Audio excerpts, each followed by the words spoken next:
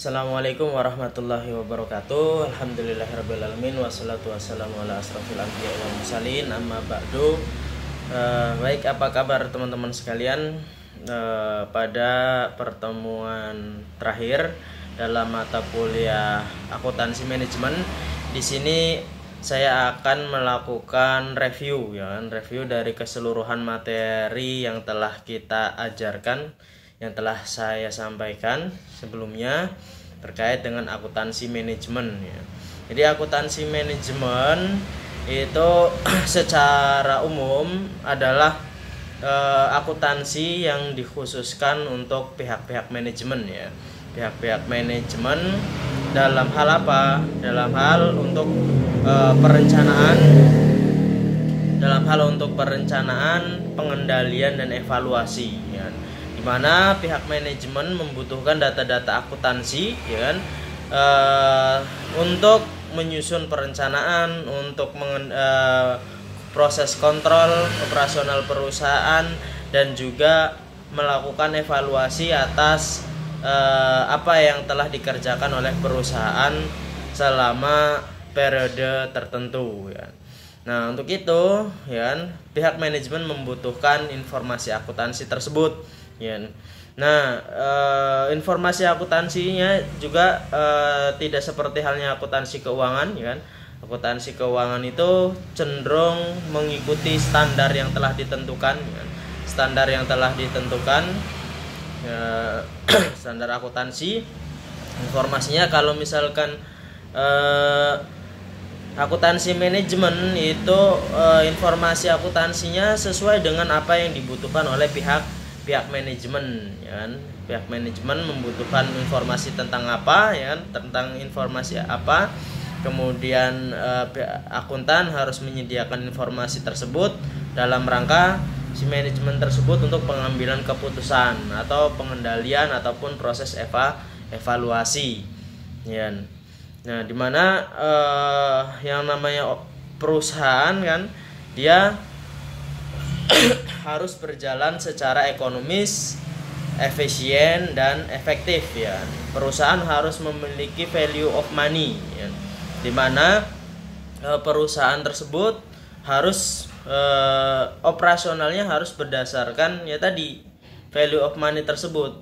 Dia harus ekonomis, dia harus efisien, dia harus efektif. Ekonomis dalam hal cara perusahaan mendapatkan input ya. Cara perusahaan, bagaimana perusahaan mendapatkan input yang dibutuhkan ya, dengan harga yang terbaik ya, dengan kualitas yang terbaik pula. Kemudian efisien ya. Efisien adalah bagaimana ya kan, memanfaatkan, memaksimalkan dari input yang ada ya kan, semaksimal mungkin ya kan, untuk menghasilkan output yang lebih banyak ya kan, untuk menghasilkan output yang lebih banyak dan juga efektif ya kan. Aktivitas produktivitasnya itu, aktivitas produksinya itu berjalan sesuai dengan tujuan perusahaan ya kan, sesuai yang dengan diinginkan oleh perusahaan. Nah, itu untuk itu manajemen ya kan, harus benar-benar memperhatikan ya, terutama dalam hal biaya ya. Misalkan tadi efisien itu kan berarti kan dalam hal biaya, pihak manajemen ya kan, manajer dia harus mengetahui ya, seluk-beluk biaya yang ada dalam perusahaannya, mulai dari jenis-jenis biaya ya kan, perilakunya seperti apa, itu harus mengerti ya kan, mengerti. Dan di sana ada aktivitas produksi, misalkan ada biaya bahan baku, ada biaya tenaga kerja, ada biaya overhead, itu harus bisa mengidentifikasi dan juga berdasarkan perilakunya. Ada yang biaya tetap, ada yang biaya variabel, ada yang biaya campuran. Nah, itu harus bisa. Nah, dari aktivitas-aktivitas ini ya kan, biaya-biaya yang ada dalam perusahaan ya, baik biaya yang sifatnya administratif maupun biaya untuk kegiatan-kegiatan produktif ya kan, kegiatan produksi ya kan, itu harus bisa diidentifikasi ya kan.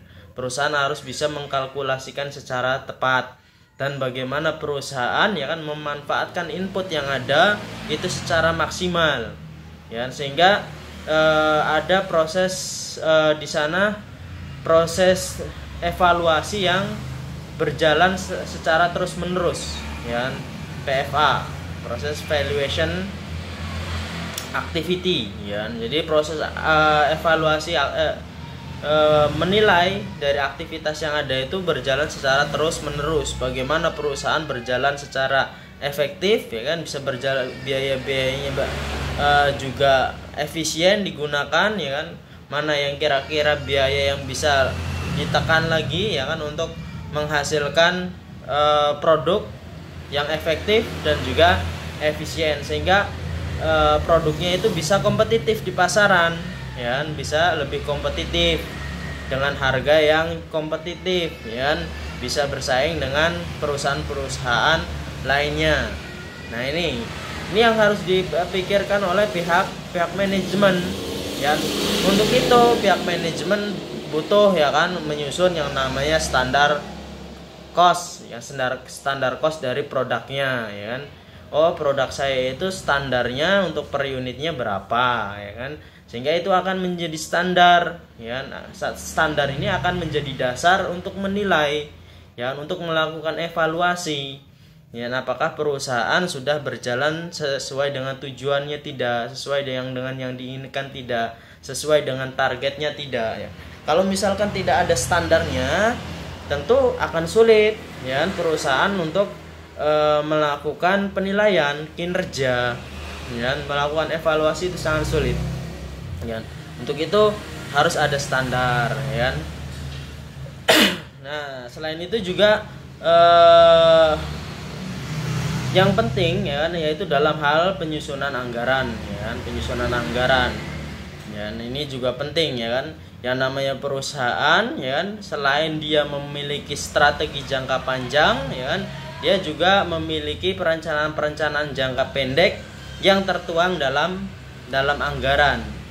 Ya, anggaran ini adalah istilahnya turunan dari strateginya. Strategi perusahaan jangka panjang diturunkan ke dalam anggaran, ya. Dimana dalam anggaran ini sifatnya lebih detail, ya kan, daripada strategi. Kalau strategi itu sifatnya jangka panjang, ya kan, lebih bersifat abstrak tujuan-tujuannya, ya. Nah, di anggaran di sini itu didetailkan, ya kan, didetailkan. Nah, untuk mencapai tujuan perusahaan itu detail perencanaannya seperti apa, berapa anggaran yang dibutuhkan, target apa yang ingin dicapai, itu harus jelas, ya kan. Nah, anggaran itu, ya kan, selain itu dia bersifatnya jangka pendek, ya kan, biasanya satu periode, ya kan, biasanya 1 tahun, ya. Nah, itu anggaran. Tapi dia sifatnya lebih detail, ya kan, program apa yang harus dilakukan, berapa anggarannya, dana yang dibutuhkan untuk menjalankan program tersebut, ya kan. Nah, kemudian target apa yang ingin dicapai dari anggaran, dari program tersebut, itu sudah jelas, ya kan. Sehingga anggaran ini fungsinya adalah sebagai fungsi pengendalian juga, selain fungsi perencanaan, sebagai fungsi pengendalian. Oh, ini loh batasan-batasan yang harus dilakukan oleh perusahaan, apa saja yang harus dilakukan, ya kan. Nah, itu jelas. Nah, nanti dalam pembagian strukturnya juga, pembagian wewenangnya juga akan jelas juga, ya kan. Jadi seseorang itu harus melakukan apa, itu juga jelas targetnya, ya kan. Anggaran, oh pendapatannya berapa, ya kan, berapa input yang harus diproduksi, output yang harus diproduksi untuk mencapai pendapatan tersebut. Nah, dari pendapatan tersebut dengan biaya-biayanya nanti labanya kira-kira berapa persen yang diinginkan, nah, ya kan, nanti di situ diperhitungkan, ya kan. Ya, sehingga perusahaan jelas arahnya, ya kan, arahnya jelas, sehingga personilnya juga, ya kan, personilnya, ya kan, baik manajernya, karyawannya, dan lain sebagainya, ya kan, seluruh orang yang seluruh sumber daya yang ada di dalamnya itu menjadi lebih terarah, ya kan, lebih terarah. Dan selain itu, ya kan, pihak manajer juga dia harus memiliki strategi ya, memiliki strategi dalam pengambilan keputusan secara taktis ya. Secara taktis. Pengambilan keputusan taktis ini bertujuan untuk apa? Untuk meningkatkan, untuk mempertimbangkan ya, apa yang harus dilakukan oleh perusahaan ketika menghadapi berbagai pilihan ya, atau berbagai alternatif ya. Misalkan sebagai contoh, membuat produk ya, lebih memilih untuk membuat produk atau membeli produk yang sudah jadi ya, kemudian dijual lagi ya, memilih untuk memproduksi sendiri atau beli saja yang sudah jadi kemudian dijual kan, bisa seperti itu ya kan. Nah, nanti diperhitungkan mana yang lebih menguntungkan. Oh, kalau misalkan saya buat sendiri, biayanya berarti bahan bakunya sekian ya kan, kemudian saya butuh tenaga kerja sekian, biaya overhead sekian untuk memproduksi output yang diinginkan. Kemudian dibandingkan, oh kalau misalkan saya beli ya, beli yang sudah jadi, biaya perolehannya berapa ya, harga perolehan dari produk tersebut berapa, kemudian biaya-biaya terkait dengan pemasaran ya kan, penanganan pembelian dan lain sebagainya itu berapa, nanti dibandingkan mana yang lebih menguntungkan bagi perusahaan, apakah memproduksi sendiri ataukah membeli yang sudah jadi kemudian menjualnya. Nah, itu adalah pengambilan keputusan secara taktis yang harus dilakukan oleh pihak manajer ya kan. Itu. Jadi mengambil pilihan-pilihan alternatif yang menguntungkan perusahaan. Ya kan? Seperti halnya yang kemarin sudah saya jelaskan ya kan. Misalkan penjual tahu kupat ya kan. Dia kalau harian biasanya bisa menjual 100 porsi, kemudian ada pesanan khusus ya, pesanan khusus katakanlah pesannya 95 porsi dengan harga yang katakanlah yang biasanya 10.000 minta harganya 9.500. Nah, ini kan kita berarti punya dua pilihan ini. Kalau misalkan saya mengambil pesanan khusus tersebut, itu tidak memungkinkan dia untuk berjualan seperti biasa, berjualan harian. Berarti dengan kata lain, dia pada hari itu tidak berjualan ya. Tapi ada alternatif itu ya kan, dia menolak pesanan tadi, dan dia berjualan seperti biasa, atau dia tidak berjualan dan menerima pesanan khusus tersebut ya. Nah, ini harus diperhitungkan tentunya ya kan. Kalau misalkan saya jualan harian berapa ya kan, pendapatannya, kemudian biayanya berapa, laba yang dihasilkan berapa. Nah, kalau misalkan saya menerima pesanan khusus tersebut ya kan, pendapatannya berapa, biayanya berapa, terus bandingkan mana yang lebih menguntungkan bagi perusahaan.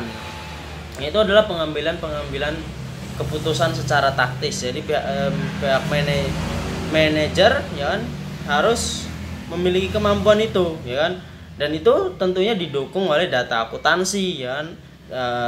Bagian akuntannya memperhitungkan ya kan, tadi antara pendapatan dengan biayanya ya kan dihitung. Nah, itu adalah pengambilan keputusan secara taktis. Selain itu juga misalkan dalam investasi ya kan, dalam investasi juga pihak manajer juga harus kan dihadapkan oleh berbagai pilihan ya.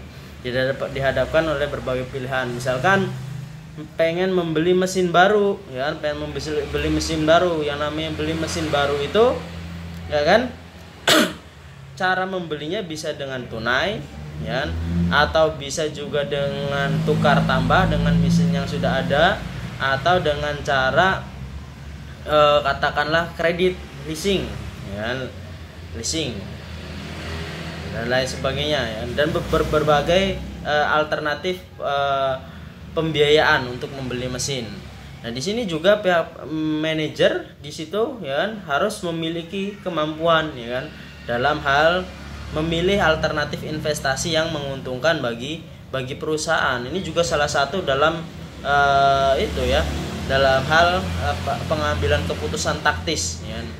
Jadi pihak manajer bagaimana ya, ini kalau misalkan saya pengen membeli mesin baru, ini baiknya saya beli dengan uang perusahaan secara tunai, apakah saya secara kredit, apakah dengan cara leasing, ataukah dengan cara ya seperti apa ya, alternatif pembiayaan yang mungkin bisa digunakan oleh perusahaan. Nah ini tentunya juga dengan perhitungan akuntansi ya kan, dengan diperhitungkan akuntansinya jalan ya kan, dihitung kalau tunai sekian ya, nanti mesin itu bekerja seperti apa ya kan, bisa menghasilkan mendatangkan pendapatan bagi perusahaan berapa, itu dipertimbangkan ya. Nah, jadi itulah fungsi dari akuntansi manajemen ya. Jadi informasinya ini sangat bermanfaat bagi pihak manajer dalam hal pengambilan keputusan, untuk perencanaan, untuk pengendalian, dan untuk evaluasi ya. Jadi itu ya materi kita secara umum ya kan. Semoga dari materi yang sudah saya sampaikan ini bisa bermanfaat bagi teman-teman semua ya kan. Nanti kalau misalkan ada pertanyaan silahkan dipertanyakan ya kan, di lewat chatting ya kan, di grup WA. Dan saya selaku dosen mohon maaf kalau misalkan selama pertemuan kita ada kesalahan yang dilakukan baik secara sengaja ataupun tidak sengaja. Saya mohon maaf. Terima kasih atas perhatiannya. Saya rasa cukup ya dari perkuliahan kita. Terima kasih. Assalamualaikum warahmatullahi wabarakatuh.